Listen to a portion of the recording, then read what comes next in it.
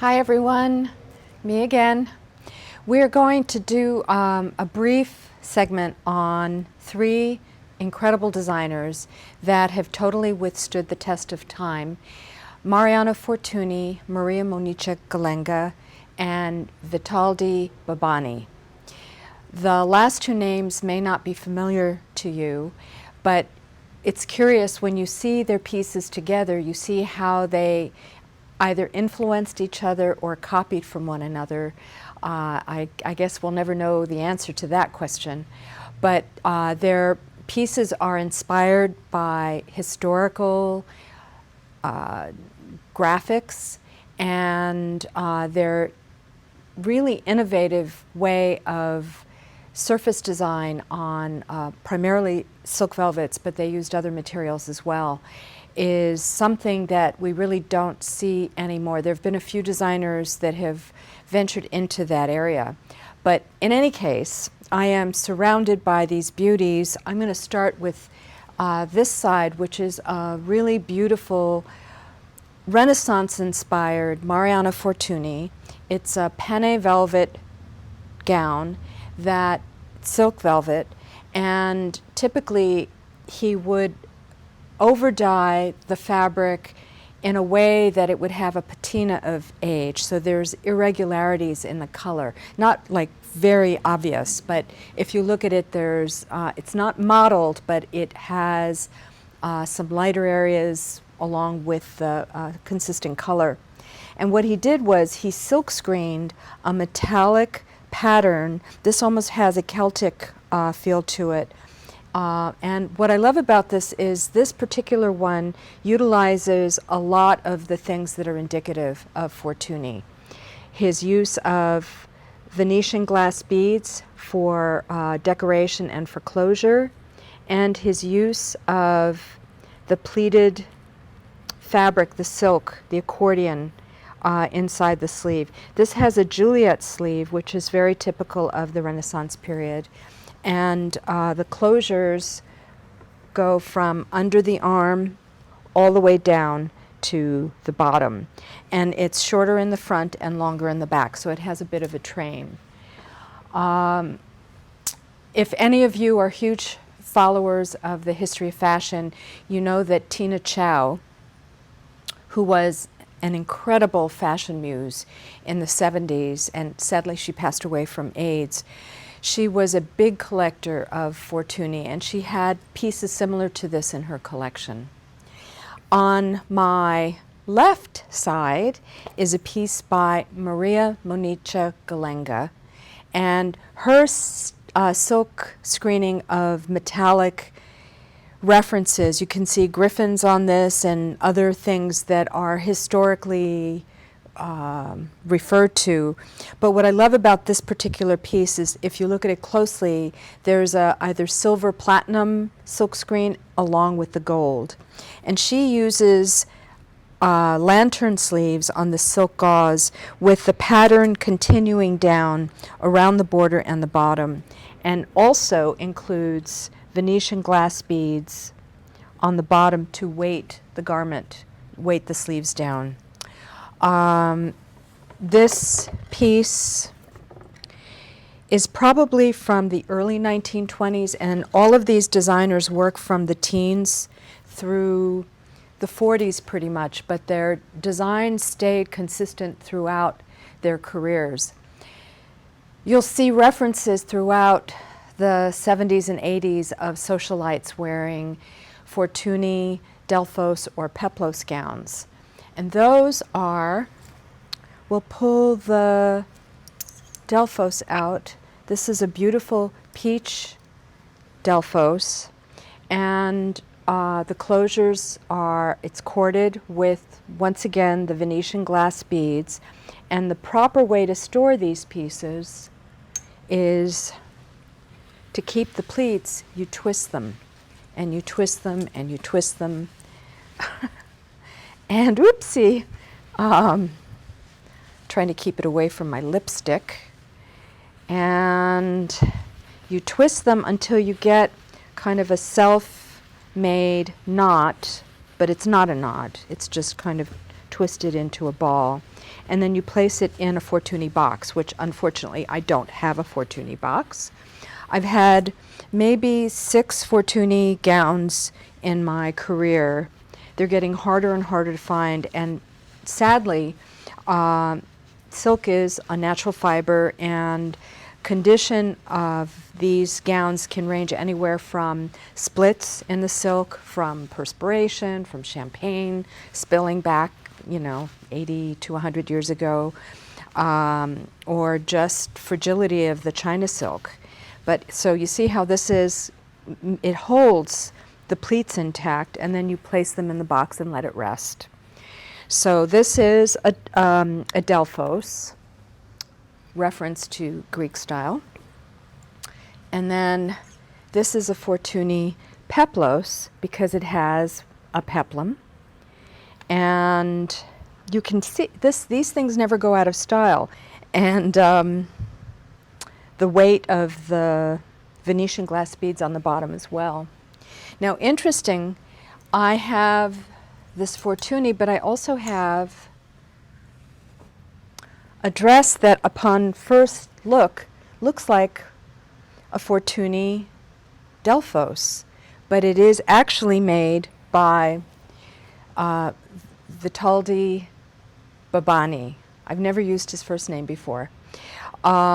It's not the kind of China silk, the lightweight silk that Fortuny uses, but the pleats are pretty much intact except for underneath the arms, and that's also one of the things that you look for when you buy these, is how good is the silk holding up? Are there splits?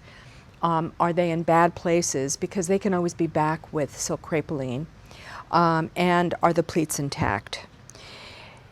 I have seen Fortunys in their original state, and they were made to have actually a puddle. They're much longer than any woman would be in height. And oftentimes you'll find pieces of the hem that were cut inside the box. If you find one of those with the original length, you've really scored, because those are hard to find. Marcel Proust was a huge fan of Fortuny silhouettes and included him in at least one of his books, if not more than one. So one of the things that really surprised me when I was researching this episode was how truly innovative these designers were. They weren't just quote-unquote clothing designers, they were also inventors. Fortuny invented the way to pleat silk in a manner that has been very hard to replicate, although the line continues now. It was restarted in the 80s, I believe, and the clothing is sold only in Venice. And if you're ever in Venice, you absolutely positively need to stop off at the Fortuny Museum, which is his house. And it's very dark, but it's just it's a treat to see the creative space that someone who is really a fashion icon lived in. I want to move on to Babani, because Babani is not a name that most people are familiar with. The few pieces that I found early on really blew my socks off because of the level of work. Babani had a boutique on Boulevard Haussmann in Paris, and in the 20s he had an agreement, I guess, with Fortuny to carry his gowns in his store, and he was instrumental in having Sandra Bernhardt and Isadora Duncan actually wear Fortuny's pieces on stage. But on a similar note regarding theater, Katharine Hepburn married a gentleman in the 20s, mid to late 20s, and her wedding gown was an exact replica of this beautiful silk velvet gown with bullion embroidery. It has North African inspiration. It has the Juliet sleeves, very similar to this Fortuny. And I don't remember how many years ago her wedding gown was auctioned off, but it went for like $28,000. But I want sheets made out of this fabric. I've never felt a silk velvet that has this luscious, it's totally a visceral experience to touch. So, and the sleeves lace up. It's a beautiful dress, but this is a very large size. Belted, it'll look beautiful. Babani also used the tambour stitch with the bullion threads to create these marvelous, I mean, how relevant is this today? Can you totally see someone like Florence Welsh rocking this on stage? It's silk velvet, gold bullion embroidery, and lined in silk, and I believe it's all original. Nothing's been replaced. I want to point out that there is a difference between the silk screening feeling of a Gallenga versus a Fortuny. In the 20s, in collaboration with her husband, they developed an innovative printing process where they were able to mix brass, copper, and zinc pigments onto block printed or brushed onto the fabric. And if you actually touch the Fortuny, it has a rough feel to it. But on the Gallenga, your hands just brush right over it. You don't feel the metallic stenciling on there. It's pretty remarkable. And the fact that the colors have remained, I love it. Sometimes I get pieces that the metal has actually oxidized, so you get a little bit of a tarnish or a green tint to it. So you know there's real metal in there. Some of the other pieces we have this fabulous Gallenga coat. I know everything is fabulous, but they are. Is 1920s, probably around 1925. And what's wonderful about this, I believe the lining has been replaced, but what's wonderful about this coat is it has several metal colors in here, but in addition, oftentimes, if you really look, you can find Monaci Gallenga's signature in the stencil. And this one definitely has one. This has a lot of Renaissance-inspired motifs. And I love this classic 20s collar. In addition, we have, I'm sad to say somebody actually stole the Fortuny label out of here, but I have one that has it so you can see it. I love this color, dove gray. This motif to me really looks arts and crafts, Art Nouveau, and it's lined in a dove gray silk. It's in perfect condition except the label has been stolen. Yes, people do that, unfortunately. And then this other Fortuny jacket, which has like a tree of life symbol, like almost a Middle Eastern, actually has its label still intact. It's round. And you can see the variation in color on this one better than the other ones. And we included on this rack a Gallenga kind of caftan. The lining needs to be replaced, but the double-headed eagle and the color, it's magnificent. And to line it with gold, the border had stencils, but I believe that the stencil border accelerated disintegration. And the tassels are all beautiful Murano glass beads. And last but not least, we included a piece that has been relined, and I have no idea who did this, but my feeling is because it's a rougher stencil that it could be Fortuny. I don't know for sure, and I'm not going to sell it until I do research to see if I can find this actual pattern in Fortuny's books. So I love this one. You can see the variation of the lighter green and the darker green. It's very obvious in this.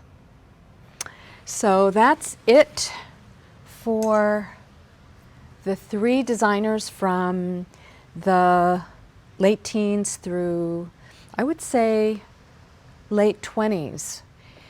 Maybe 10 years of fashion exhibited here, And the similarity is definitely not hard to see. And if you have any questions, but I do want to let you know that we have a show-off coming up pretty soon. So stay tuned, and we'll see you in a minute.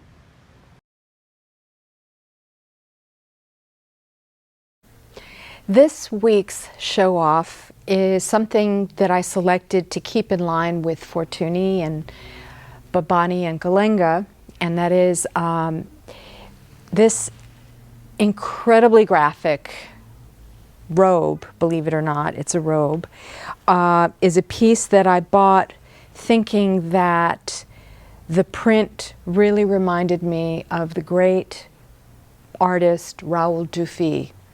Now, for those of you who are fashion history buffs, you're familiar with the fact that Paul Poiret, who is my all-time favorite designer, utilized a lot of Raoul Dufy's prints in the teens and 20s.